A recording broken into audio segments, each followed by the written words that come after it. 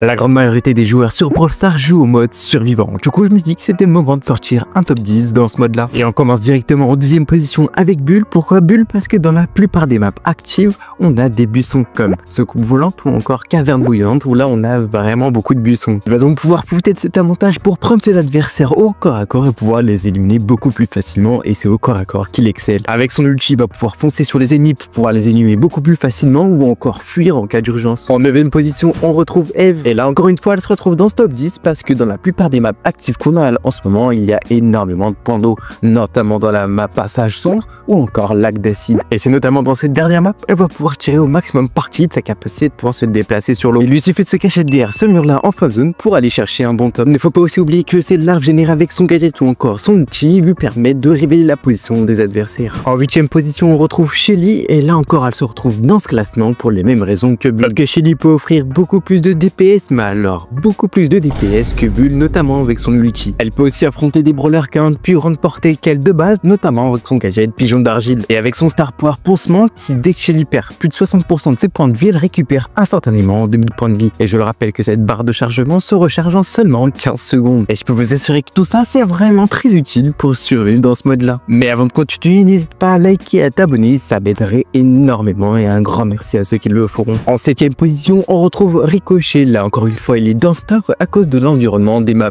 Non pas à cause des buissons ou de l'eau, mais à cause des murs. Au plus il y a de murs, au plus son attaque de base pourra faire de rebonds. Et au plus il pourra toucher des adversaires, peu importe leur position. Couplé à ça, son star power super bounty qui lui permet à chaque première balle qui réalisera un rebond d'être suralimenté et donc d'infliger 256 dégâts supplémentaires. C'est pour ça que Ricochet va être surpuissant dans les maps Cri du crâne ou encore Caverne bouillonnante. En 6e position, on retrouve Miko, qui lui aussi brille dans les maps fermées où il y a énormément de murs. Et n'oubliez jamais cela, lorsque vous allez sauter sur un adversaire, dans 80% des cas, l'adversaire va totalement paniquer. Il va miscliquer tous ses ultis, ses attaques de base et va les mettre dans le vent. Et vous allez pouvoir prendre le kill assez facilement. Mais en réalité, ce qui fait la force de Miko, c'est le fait qu'il peut sauter à travers des obstacles et donc aller chercher potentiellement des lanceurs qui seraient derrière un mur ou encore fuir des attaques ou des adversaires pour essayer de temporiser un maximum et d'avoir un meilleur top. En 5e position, on retrouve Kit, on ne le présente plus. Pour moi, ce brawler a été conçu pour ce mode-là, notamment avec son Star Power alimentation qui lui offre 150% de puissance à chaque Power Cube.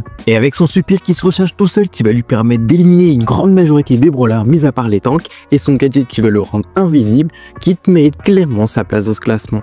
En 4e position, on retrouve Buzz. Peu importe que la map soit ouverte ou fermée, votre but est toujours le même. Essayez d'avoir votre ulti le plus rapidement possible. Cela, vous allez essayer d'avoir un maximum de personnes dans votre zone. Et pour cela, je vous conseille de prendre le deuxième Star Power qui vous augmentera votre rayon de 33%. Son ulti lui permet de se retrouver au corps à corps en quelques instants et d'étourdir la personne pour l'éliminer le plus rapidement possible. Et si la map contient énormément de buissons, la solution est toute trouvée. Prenez le deuxième gadget qui va vous permettre d'avoir la vision sur toute la zone de charge de son super pendant 12 secondes. On approche bientôt du top 3 et en 3e position, on retrouve Lily. Si elle se retrouve à cette position, ce n'est pas à cause du fait que son ulti se recharge comme celui de base, ou encore que son ulti lui permet de se retrouver au corps à corps en un instant, ou encore que ses deux attaques infligent plus de 4000 points PV. Mais c'est surtout grâce à son gadget Vanition qui lui permet de disparaître dans sa dimension des ombres pendant 3 secondes. Et ça, c'est totalement cheaté car ça va lui permettre de foncer sur des adversaires sans qu'ils s'en rendent compte, ou encore de fuir en cas d'urgence. Et le pire dans tout ça, c'est qu'elle peut presque enchaîner ses gadgets. En 2e position, on retrouve Surge.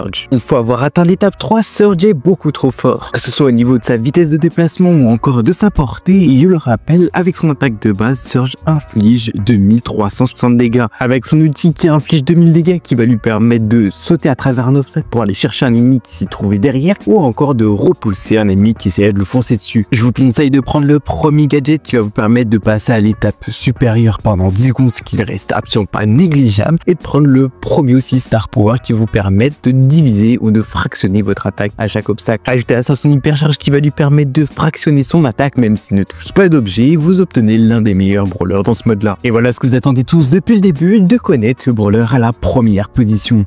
Et le brawler à la première position n'est autre que Maisie. Après tous les récents buffs qu'elle a eu, Maisie est directement devenue un brawler méta. Maintenant avec son attaque de base, elle inflige 3000 dégâts et avec son ulti 2080 dégâts. Si on additionne son ulti et son attaque de base ou encore si elle touche 2 fois un adversaire avec son attaque de base, elle est capable d'éliminer plus de 80 voire 90% des brawlers de la map. Ajoutez à ça ses pouvoirs star, ses gadgets et son hypercharge et vous obtenez l'un des meilleurs brawlers dans ce mode là. Maisie va être un brawler qu'on va pouvoir jouer à peu près dans tout toutes les maps, mais un peu compliqué à prendre en main au début, car son attaque de base a une vitesse plutôt lente au début et rapide à la fin. On approche bientôt à la fin de cette vidéo, n'hésitez pas à me dire si vous êtes d'accord avec ce classement ou si j'ai oublié des brawlers beaucoup trop forts. C'était Ark, je vous dis à une prochaine, ciao.